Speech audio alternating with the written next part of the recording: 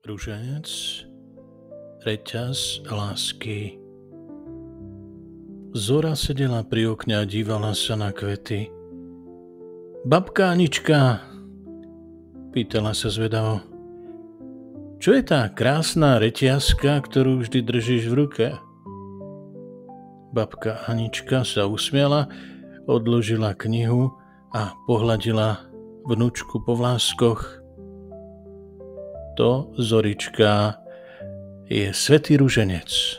Je to nielen reťazka s korálkami, povedala babka Anna a jemne prešla prstom po malom krížiku. Je to reťaz lásky, ktorá nás spája s Máriou a Ježišom. Každé zrniečko je ako malé objatie, ktoré posielame k nebu. Pozri, koľko zrniečok, zvolala Zora a naklonila sa bližšie. Je ich tak veľa? Áno, prikývla babka Anička. Každé zrnko, ktoré držíš v prstoch, predstavuje modlitbu Zdravá Mária.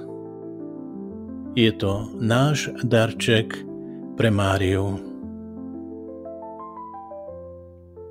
Babka Anička jej ukázala, ako sa modlí. Modlíme sa v malých skupinkách po 10 korálok. Tým skupinkám hovoríme desiatky. V celom ruženci máme 5 desiatkov. A prečo práve 10? Spýtala sa Zora, prekvapená týmto číslom. Babka Anička odpovedala, každý desiatok nám pripomína jedno tajomstvo. Je to dôležitý príbeh zo života Ježiša a jeho mamy Márie, aby sme na nich nezabudli.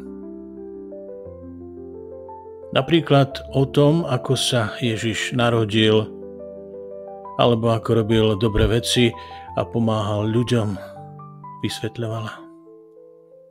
Ruženec je ako malá putovná kniha, ktorá nám tie krásne príbehy rozpráva, kým sa modlíme. Zora chvíľu ticho prechádzala prstami po korálkach. A prečo to musíme opakovať, babka? Prečo stále dookola? Opakovanie je dobrá vec, Zorička.